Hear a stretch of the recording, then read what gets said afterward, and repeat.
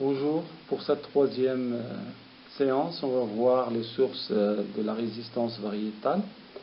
Alors, pour un améliorateur dans un programme d'amélioration, la première exigence, c'est de trouver des sources de résistance utilisables ou des sources pour certains caractères, si vous voulez, désirables. Alors, pour ces ressources, ce sont des ressources génétiques. Alors, on a les ressources primaires, les ressources secondaires, les ressources tertiaires, les formes espèces apparentées et les ressources quaternaires. Pour les ressources génétiques primaires, on distingue les cultivars modernes, les cultivars anciens, les cultivars primitifs et les sauvageoïdes aux formes subspontanées. Et on a les formes sauvages de l'espèce. Ça, vous l'avez sur votre polycopier, vous avez les définitions. Donc, l'essentiel, c'est de savoir que ces ressources génétiques contiennent les primaires, contiennent les cultivars modernes, les cultivars anciens, les cultivars primitifs, les sauvageoïdes aux formes subspontanées ou les formes sauvages de l'espèce.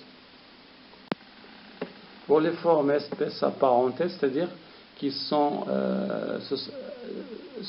s'expliquent par la notion d'espèce, c'est-à-dire apparentés, ils ont un parent phylétiquement commun. Alors, c'est ce qu'on vous avez vu en évolution, c'est-à-dire qu'une espèce peut dériver en deux espèces, isolement génétique ou géographique, et ces espèces ils vont évoluer dans un sens à l'autre. Alors, on a deux cas possibles.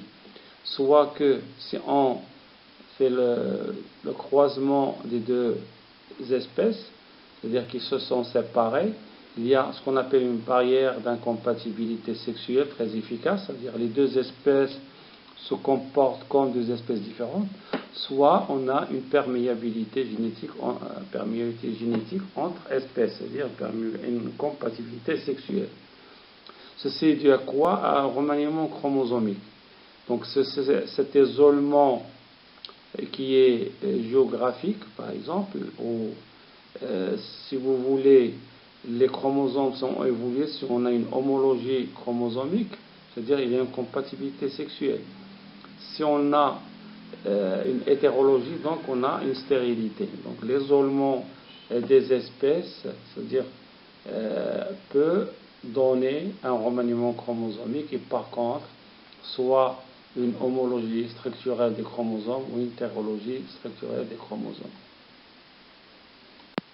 Pour les ressources génétiques secondaires, on a une incompatibilité modérée avec les formes cultivées. C'est-à-dire on a des espèces ou sous-espèces qui ont une incompatibilité modérée avec les formes cultivées.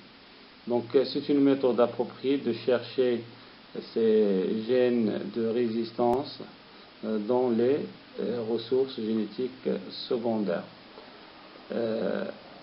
La nature des mécanismes d'incompatibilité n'est pas, si vous voulez, donc il y a certains problèmes, mais peuvent être surmontés parce qu'il y a un rapprochement phylétique qui doit être exigé entre les espèces ou sous-espèces. C'est-à-dire, il faut que, au lieu d'exister, c'est-à-dire il y avait au moins une homologie structurelle des chromosomes complète qui est subsistée entre les espèces à croiser.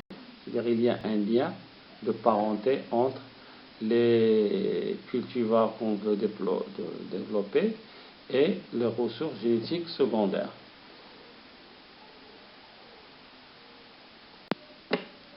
Alors, les barrières d'incompatibilité des ressources génétiques secondaires, premièrement, il y a difficulté dans la réalisation de l'hybride, la production de la génération F1 peu fertile, soit on peut avoir un déséquilibre génétique en F2. Ou on peut avoir aussi un retour très rapide à un des types de parentaux au cours des générations antérieures. Donc les cas, le troisième cas et le quatrième cas, qui sont des cas fréquents, c'est-à-dire le déséquilibre génétique en F2 et le retour très rapide à un des types des parentaux au cours des générations ultérieures. Les ressources génétiques tertiaires, ce sont des ressources qui sont phylétiquement plus éloignées.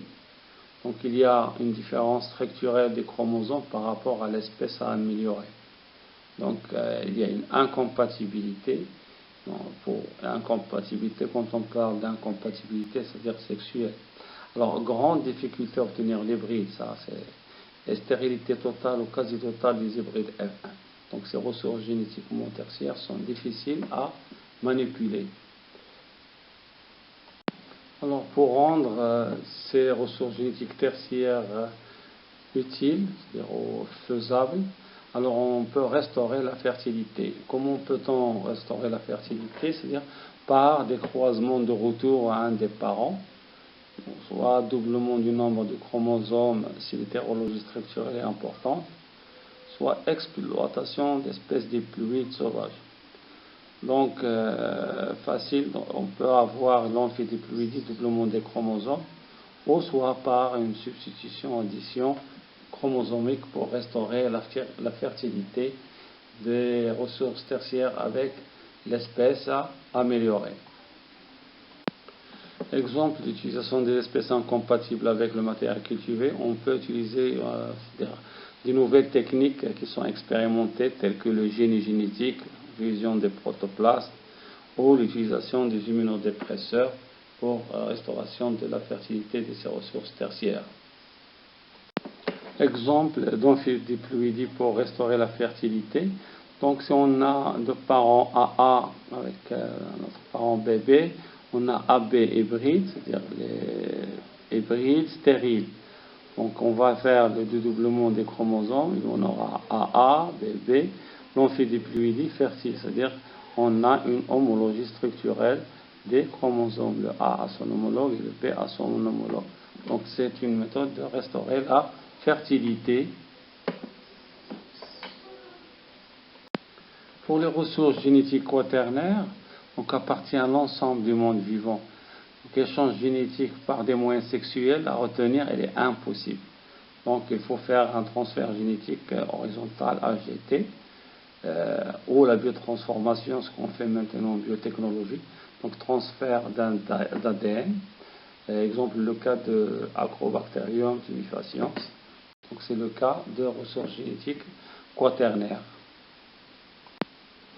Alors on termine cette séance avec l'importance de la biodiversité pour les sources végétales. Donc si vous voulez, la biodiversité, c'est une richesse, la variabilité au niveau des espèces cultivées. Donc il faut chercher dans les espèces sauvages. Pourquoi? Parce que sont riches en caractères rustiques, mais ça n'empêche pas qu'ils présentent aussi des caractères indésirables. Donc dans une espèce sauvage, on peut avoir des caractères désirables et indésirables. Un croisement avec des espèces cultivées, donc pour obtenir la vigueur et l'effet hétérosis. Pour cela, on doit conserver ces variétés. Donc on a deux types de conservation. Conservation in situ et au champ, c'est-à-dire dans le milieu naturel, évolution rapide, surtout les plantes allogames. Pour ex situ, c'est-à-dire banque de gènes, c'est-à-dire au labo, correction des graines, culture des tissus, soit renouvellement régulier. Alors la meilleure c'est si vous voulez in situ, mais pour la méthode in situ, c'est-à-dire moyenne. Pourquoi? Parce que pour les plantes allogames, on a une interfécondité, un intercroisement, et là, si vous voulez, interpollinisation, on peut avoir un changement de variété.